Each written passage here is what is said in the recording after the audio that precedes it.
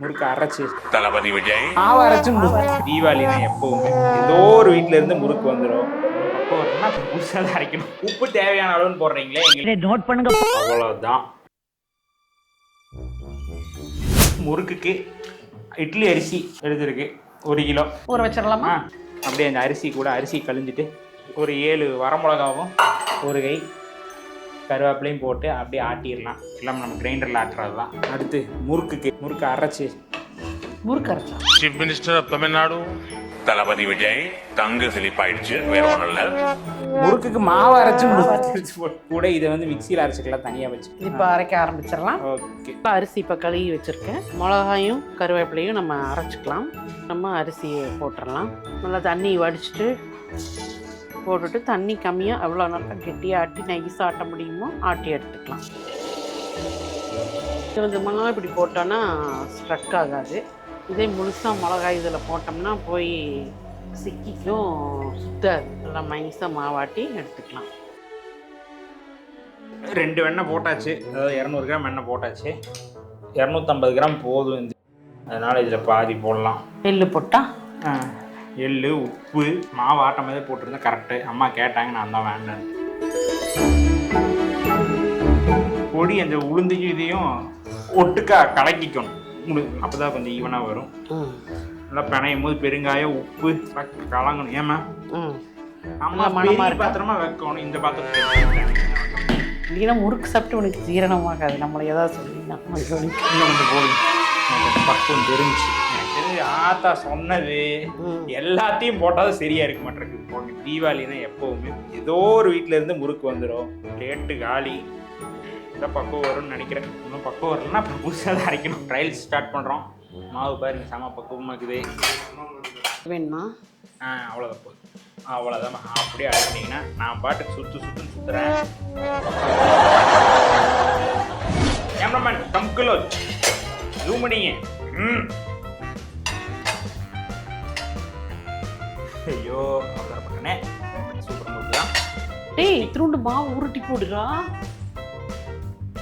ஓமா நாங்கெல்லாம் யாரு? சூனாப்பானா சுப்ரீம் கோர்ட்டே வந்தாலும் உன்னை ஒன்றும் பண்ண முடியாதுடா. இதை இப்படியே மெயின்டைன் பண்ணு. இங்கே பாரு.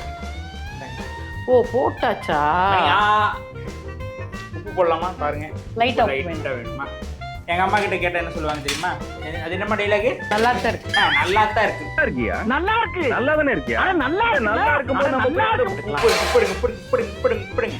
எப்பவுமே வந்து குக்கிங்ல எல்லாரும் கேட்பாங்க, உப்பு தேவையான அளவுன்னு போடுறீங்களே, எங்களுக்கு எப்படி தெரியும் அப்படின்னு கேட்பாங்க. எப்பவுமே வந்து டேஸ்டிங் அண்ட் சேஞ்சிங் ரெசிபி பண்ணிக்கிட்டே இருக்கணும். அதே மாதிரி நோட்ஸ் எடுத்துக்கோங்க. நோட் பண்ணுங்கப்பா. காலையில் எடுக்கல ஷெஃப் சொல்லுவார், taste food 3-4 times well preparing. ஒவ்வொரு ஸ்டேஜில் டேஸ்ட் பண்ணி பார்க்கணும். அந்த ஸ்டேஜில் என்ன டேஸ்ட் வருது அப்படிங்கிறது. அதனால் டேஸ்ட் பண்ணி அப்படியே அந்த பக்குவத்தை பிடிச்சிக்கிறது தான். அடுப்பில் சரியான அடுப்புமோ, அடுப்பில் சரியான அடுப்பு, முறுக்கு சரியான முறுக்கு. ஆத்தா செம ரெசிபி ரத்னாத்தா கொடுத்தது.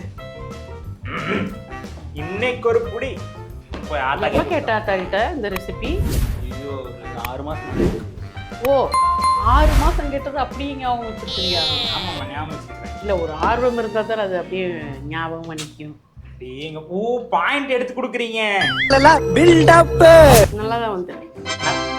நல்லா தான் வந்திருக்கு. நல்லா வந்திருக்குல்ல, நல்லா தான் வந்திருக்கு. நல்லா தான் இருக்கு. ஓப்பனா சொல்லுங்க எப்படி இருக்கு? நல்லா அந்த வெண்ணெயோட டேஸ்ட் வெளியே வருது. அதுக்கு தான் ஊத்துக்குழி வெண்ணெய் வாங்கணும். அழகா சுத்து. நான் சுத்தி பார்க்கட்டா? அந்த செம்மொழி இது மாநாட்டுக்கு பாட்டு வந்துச்சுல, அதில் எல்லாம் போடுவாங்க. அந்த மாதிரி போடுங்க பார்ப்போம். இது இல்லையா முறுக்குல? அடப்பா சரி விடு. நினச்சி போட்டேன். அது என்னமோ ஈ மாதிரி இருக்குது. அது வந்து ஒரு இது போட்டா வரும், அதில் போட்டுடலாம் அழகா. சரி ஒருத்தர் இது மாத்துங்க.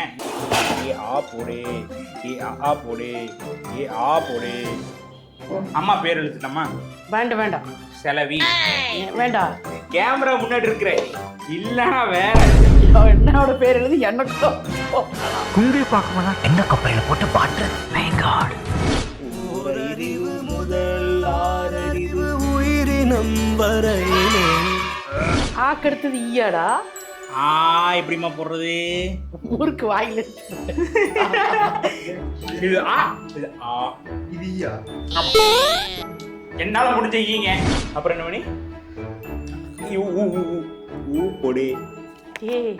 உங்களுக்கு தெரியுதா? பாருமா போடணும். இங்க புள்ளி எங்க வைப்பீங்க, அதனாலதான் ஊ போட்டிருக்கேன். அவனுக்கு தெரியாது, நான் கரெக்டா தான் போட்டு தானமா. ஆமா அது பாம்பு மாதிரி. நானும் அதான் சொல்லலாம். பாருமாமா இதோட ஊ எப்படிமா போடுறது? நீ முதல் முறுக்கு, அடுத்தது பப்ஸ் சிக்கன். சிக்கன் பப்ஸ் போடு சீக்கிரமா. போடு. போட்டேன். போடல, போட மறந்துச்சு. அக்கு போடலாமா? அக்கு போதுடா. தமிழ் டீச்சர் யாராவது பார்த்தாங்கன்னு வச்சுக்கோ, அழுதுருவாங்க. தீபாவளிக்கு பலகாரம் ரெடி ஆக போகுது. போட்டே ஆகணும்.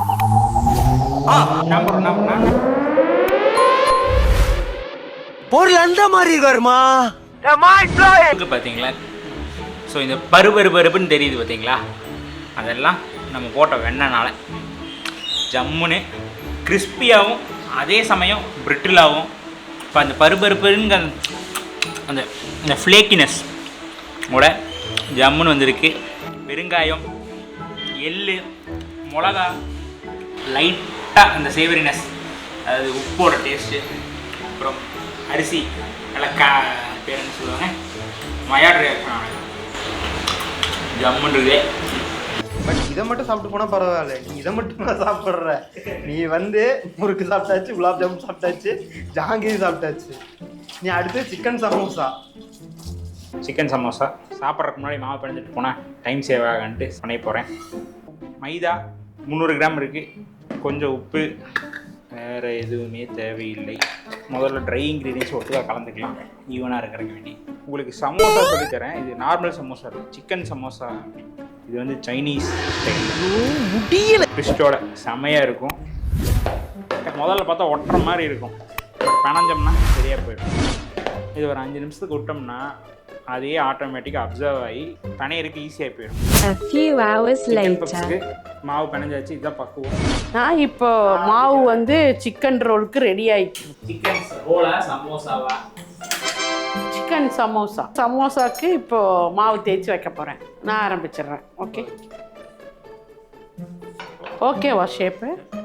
இந்த ஷேப்புக்கு எடுத்து வச்சுட்டு சமோசாவில் ஒவ்வொன்று இந்த மாதிரி சின்ன சின்னதாக இருக்குது பாருங்க. இதெல்லாம் எண்ணெயில் பொரியும் போது மொறுன்னு வரும். அதுதான் நமக்கு. ஸோ இந்த இடத்துல லைட்டாக இருக்கு. இங்கே பிஸ்தா வாசம் எடுத்துடலாம், தூக்குது. ஓகே, இதை எடுத்து வைக்கிறதுக்கு ஒரு இது மறந்துட்டோமே.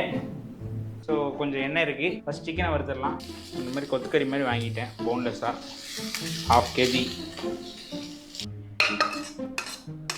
இதுக்கு இவ்வளோ ஆனியன்ஸ் போட தேவையில்லை. பட் சமோசாவில் ஆனியன் ஃப்ளேவர் தான் இதே பர்னரில் போட்டு பண்ணாங்க. அந்த க்ரன்ச்சோட எல்லாமே க்ரன்ச்சோட. இதை தங்க மறந்துட்டு இஞ்சி பூண்டு பேஸ்ட் ஒரு 2 டீஸ்பூன் கோஸ் போட்டுடலாம். இது வந்து சைனீஸ்னால் இந்தியன் சைனீஸ் ஆச்சே. திருண்டு கரம் மசாலா ஒரு 1/2 டீஸ்பூன். ரொம்ப சட்டிலாக இருக்கணும், அதான் விஷயம். காரத்துக்கு இது மட்டும்தான். பச்சை மிளகாலாம் போட்டால் வாய்க்கு வந்தால் ரொம்ப காரமாக இருக்குன்றனால அள்ளி வரமிளகாத்தூள் 1 ஸ்பூன் போட்டு மிக்ஸு. ஆமாம், ஏன் மசால் வருமானு மசால் வருமா அப்படின்னா மசால் தோசையும் ஷவர்மாவையும் மிக்ஸ் பண்ணி மயோனைஸ் சம்மந்தி, உம்மு சாம்பார் அண்ட் லவ். கிளறிக்கணும். அடி எதாவது பிடிக்குதான்னு பார்த்துக்கணும். சிக்கனை போடுறோம். டொமேட்டோ சாஸ், அப்புறம் சோயா சாஸில் உப்பு இருக்கும். கொஞ்சம் பத்தாத மாதிரி ஃபீல் ஆச்சு, அளவாக போட்டுக்கிறேன். நல்ல ஃபைபர் கண்டென்ட், ப்ரோட்டீன் கண்டென்ட் எல்லாமே இருக்குது. இவ்வளோ செய்கிறதுக்கு காரணம் ஸ்டஃபிங்க்கு மட்டும் இல்லை, இன்றைக்கி நைட்டு தோசைக்கு இது தான். அவனுக்கு டிஃபன் கட்டு. ஆமாம், பிடிச்ச மைதா கூட தண்ணி கலக்கணும்னா பேஸ்ட் ரெடி. அப்படிங்க வைங்க. வச்சுட்டு க்ளோஸ் அப் வரணுமே, பேஸ்ட்டை போடுங்க. இங்கே போட்டிங்கன்னா ஒரு ட்ரையாங்கிள் ஓகே. இப்போது அடுத்த ஃபேஸு இது இங்கே பேஸ்ட்டை போடுங்க. பேஸ்ட்டை போட்டுட்டு இப்படி இங்கே வந்துட்டானா அவ்வளோதான். இது ஜம்முன்னு ஒட்டுவான் பாருங்க. சமோசா ரெடி. இது சமோசா. இப்போ ரோல் அடிக்கணும்னு வச்சுக்கோங்களேன். சேம் இதே தான். வைக்கிறது மட்டும் கொஞ்சம் வித்தியாசமாக வைக்கணும். சமோசை கரம் கரம் சமோசை ரெடி ஆகிட்டு இருக்குது. இப்படி ஜம்முன்னு இருக்கா?